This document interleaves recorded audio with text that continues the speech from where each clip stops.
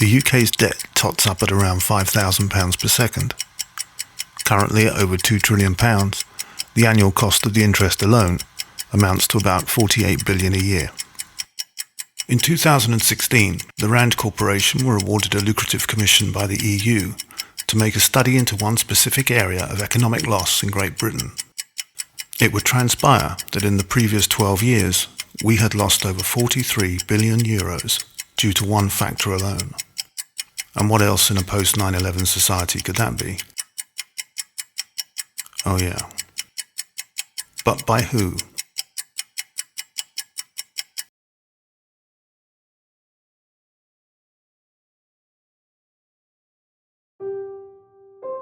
The people collecting your hard-earned money to throw at this long-running profligate waste are Her Majesty's Revenue and Customs, a somewhat dark irony given Her Majesty only began paying taxes at the age of 66. But as of May 12, 2011, you have been quite lawfully entitled to withhold all payments to the UK government. These payments would include your council tax and your income tax. In fact, payments of any kind. The reason for this is as shocking as it is tragic. 14 summers ago, London suffered its worst bomb attack since the Blitz, and 56 people lost their lives in what has now become remembered as 7/7. And it gave rise to a court case and verdict we suspect few of you have even heard of, and doubt you were meant to.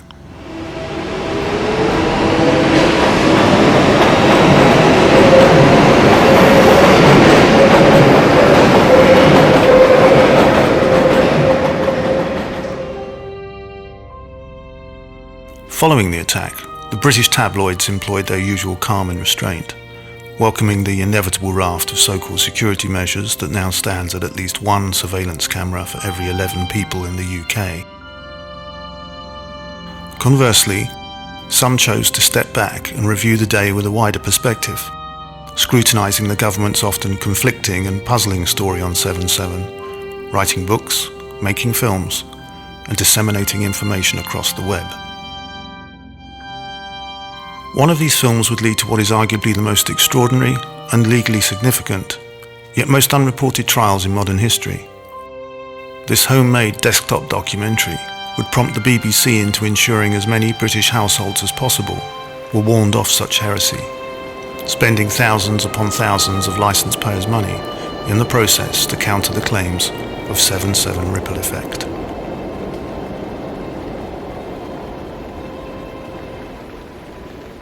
John Hill, BBC Conspiracy Files. Can I ask you why you've made a film accusing innocent people of mass murder on 7/7 with no evidence at all? Can I ask you why you're ignoring the huge weight of evidence against the 4 men blamed for the 7/7 bombing? You have made a film which is damaging trust in the British government and is undermining community cohesion in Britain. Is that your intention, Mr. Hill?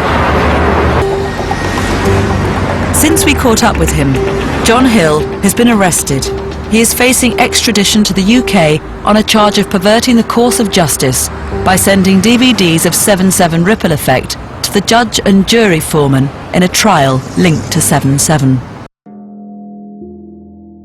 True enough, John Hill had anonymously sent copies of Ripple Effect to the judge and jury at Kingston Crown Court in 2008, because he feared that the 3 men on trial, who were charged with assisting the alleged 7/7 bombers, may well suffer a miscarriage of justice, were relevant information not made available.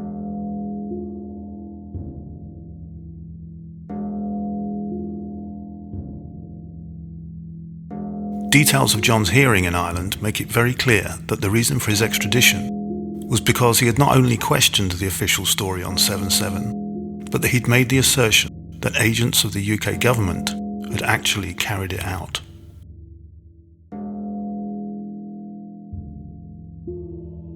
And so for 150 days he awaited trial at Wandsworth Prison until May 2011, where he stood trial at Southwark Crown Court, facing a potential life imprisonment for daring to suggest the unthinkable.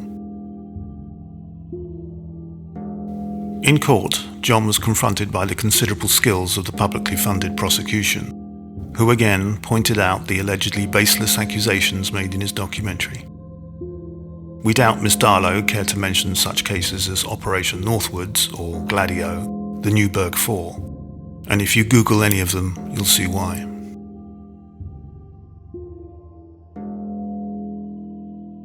And so on May the 11th, the third day of the trial, the jury was shown the hour-long 7/7 ripple effect, a film which, according to the BBC, contained no evidence at all.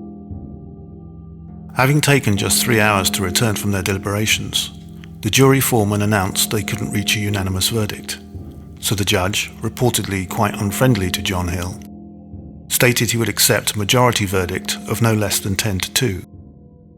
It would then take just 90 minutes before the jury returned with the majority verdict. What followed from our giants of the British press and TV was this.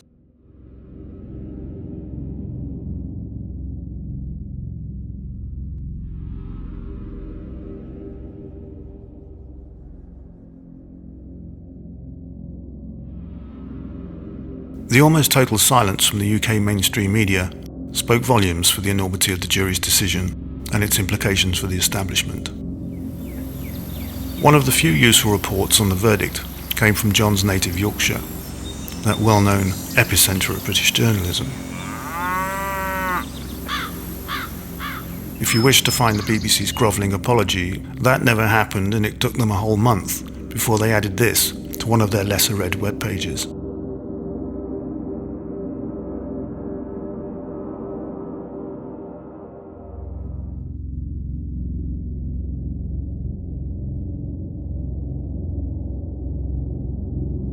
Likewise, Annabelle's glowing CV, perhaps unsurprisingly, has no mention of the case amongst her impressive victories in the War on Terror.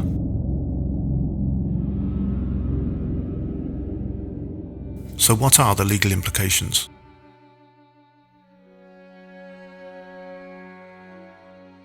Well, when a jury decides that a film alleging the British government murdered 56 of its own citizens is fair comment, it's not too unreasonable a question to ask, if that was the case, who funded it?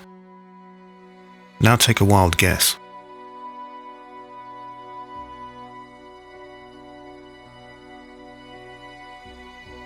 So, what is reasonable cause in law? Reasonable cause is to have knowledge of facts which, although not amounting to direct knowledge, would cause a reasonable person, knowing the same facts, to reasonably conclude the same thing. It's pretty much common sense, but a crude analogy would go something like this. If you were caught dressed like him, running from a place like that, don't be surprised if a witness decides to call one of those. However, to prove your innocence or otherwise, you'd need one of these, a jury, and a rather convincing story about how you were late for a fancy dress party to persuade them you weren't a thief. But if you did, and you were found not guilty, that's because the prosecution failed to prove, beyond a reasonable doubt, you were lying. And beyond a reasonable doubt means a lot more than reasonable cause in law. So when you think about John Hill's case, like some of us, you might want to contact the Home Office, HMRC, the adjudicator of HMRC, your local council solicitor, even the lawyers who represent your police. If you're really desperate, you could try your MP, but let's be honest.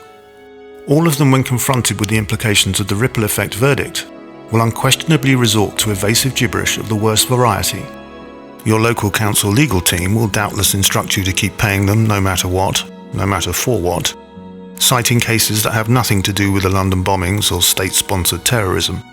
And you'll find they know as much about that as most of us know about neurosurgery.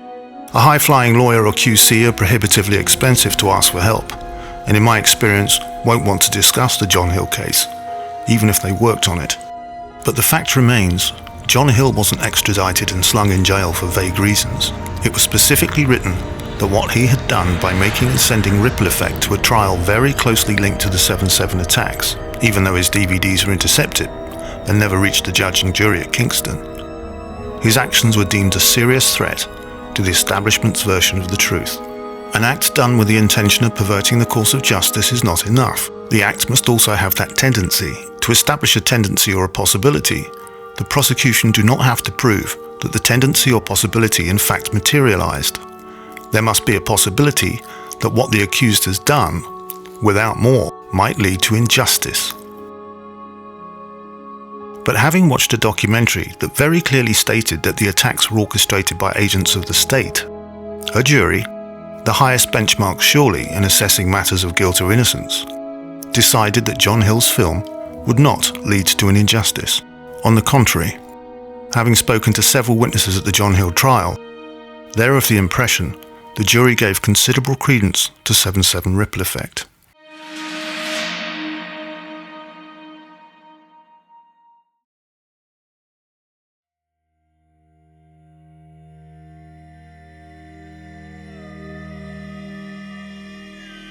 The most egregious offenders for convenient deafness and irrelevant answers to your questions are HMRC, who seem to struggle with the pretty clear wording of the Terrorism Act. A person commits an offence if he provides money or other property and knows or has reasonable cause to suspect that it will or may be used for the purposes of terrorism. In this section, a reference to the provision of money or other property is a reference to it being given, lent, or otherwise made available, whether or not for consideration. This last bit means that it doesn't matter even if the money you're handing over is to pay for something, and that includes your taxes, especially when you have reasonable cause to believe that money could be used in a terror attack. If you really want to see how desperately evasive the taxman can get when confronted with all this, and bearing in mind there are zero exceptions to funding terrorism as confirmed by the Home Office, take a look at this patronising tripe. Perhaps it would help if I explained in a bit more detail why we are unable to take you up on your offer to review the information you hold, which shows that we use your taxes to fund terrorism. The obligation to pay tax is a general one. All tax goes into the consolidated fund, and taxes are not earmarked to any particular purpose. As the law stands at present, there are no provisions for a taxpayer to withhold tax on grounds of conscience, or to decide to which part of government expenditure they would like their payments to be allocated. Well, thanks mate, but that's not what you were asked. You were asked why I had to pay taxes when reasonable cause had been created by a British jury for me to believe 7/7 was an inside job. That's not just a matter of conscience, that's a huge matter of law. I explained the John Hill case to my local one of these, just to make sure if the ripple effect jury verdict created lawful, reasonable cause to think 7/7 was a state crime, and he said, "So why do HMRC behave as if they're above the law when they're not?" I'm sure most tax people are charming. I know a few, and they're surprisingly quite human. They may often seem like faceless bureaucrats with an inflated notion of self-importance, but we'd never suggest they approve of funding terrorism. So who's telling them to ignore the law? Because they have no divine right to do so. And I've another letter from the Home Office, who are kind of important, just to clarify it. Whilst they're not subject to the terrorism law in the bit about Crown servants, they are most certainly bound by what the Home Office describe as necessary implication. And that means, if reasonable cause is shown that the monies they collect just even may be being used for criminal purposes, that is well beyond their remit. And as far as you're concerned, Section 17 of the Terrorism Act applies to you at work.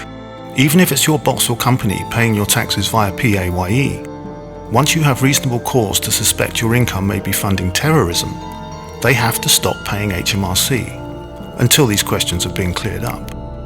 And when you see 7/7 ripple effects like the jury did, you'll realise there's an awful lot to be answered.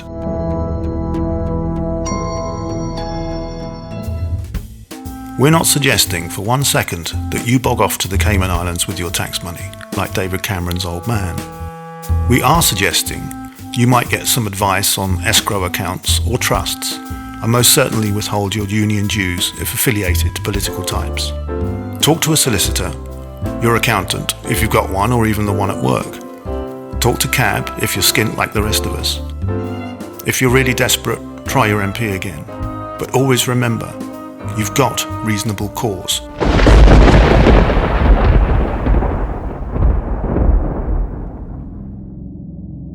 It's worth revisiting who was in charge on 7/7. and some of the dangerous fiction he'd have us believe in the past. He is, without any question, still trying to develop that I am quite chemical, sure, biological, I think most potentially people are, nuclear capability, that he has these weapons, and to allow him to and do that the so. people and the documentation exists to show that. And the truth is, this issue of weapons of mass destruction is... Would you buy an official story off this man? I always associate him with lies and death, and how he was very keen to bury any notion of a full and proper investigation into the London bombings. We know that you don't like public inquiries, I mean, sort of full stop, really. But there has been... Well, my experience of them is... Well, yes, anyway. But there has been a call from victims' families, and also from the Muslim working groups for public inquiry, not just into intelligence and policing issues, but into the underlying reasons why such an event as last year's bombings could happen. You may not like public inquiries, but it would meet a demand from an awful lot of people to have such an inquiry. Why is your opposition so implacable when it would seem to be a very positive gesture both towards victims and the wider community? I believe that if we had a public inquiry, we would divert enormous amounts of resource, energy, commitment from the police to the security services. I believe at the moment we have a clear active threat. I want our police and our security services focused on dealing with that threat. If they end up being engaged in a public inquiry, the reality is, no matter what people might want or say they want at the outset, is that the resource and commitment and energy of those services will be diverted into that in circumstances where we know what has happened.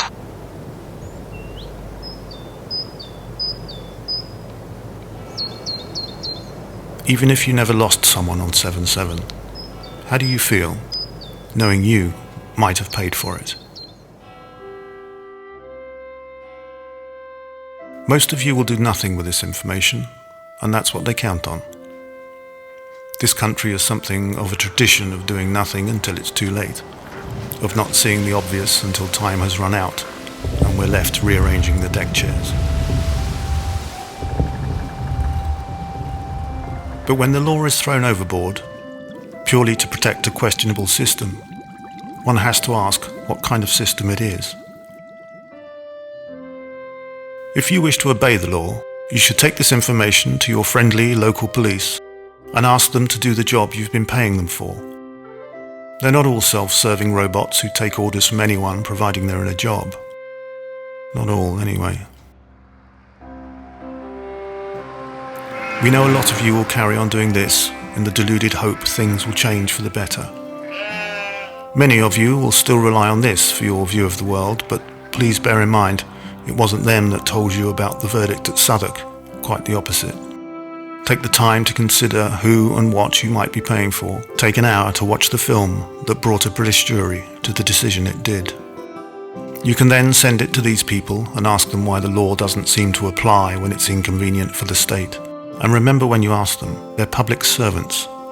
Why, after a case brought by the government and no doubt funded by you, is a jury's verdict not reasonable cause? Because if it isn't, what the hell is?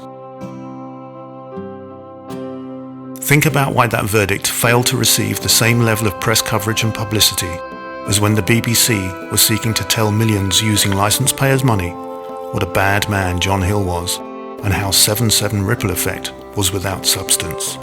Again, ask yourself why it was actually ignored and not treated as one of the most shocking and significant moments in modern legal history, as it should have been. The verdict on 7/7 ripple effect came 6 days after the coroner's findings had been handed down from an inquest ordered, approved and controlled by the government. Those findings were well publicised in the mainstream press and on TV, and one imagines many of the jurors may well have seen them, yet over 80% of them still chose to conclude that an inside job on 7/7 was plausible. Maybe it makes sense why Mr. Blair didn't want a full independent public inquiry, and it should make every one of us wonder why the BBC chose to tell the nation 7/7 ripple effect contained no evidence at all. No honest establishment should fear full and independent scrutiny. Form groups to raise money for legal help if you have to. If you've got around £5,000 spare, try to purchase the trial transcript. Don't be fobbed off by the authorities. You're obeying the law. Insist your local police support you, then watch how our transparent establishment reacts. If you think the UK would go bust by withholding your taxes, remember the 2 trillion debt, and until these matters are clarified, at least try to stop feeding them the only thing they seem to care about: your money. And for what?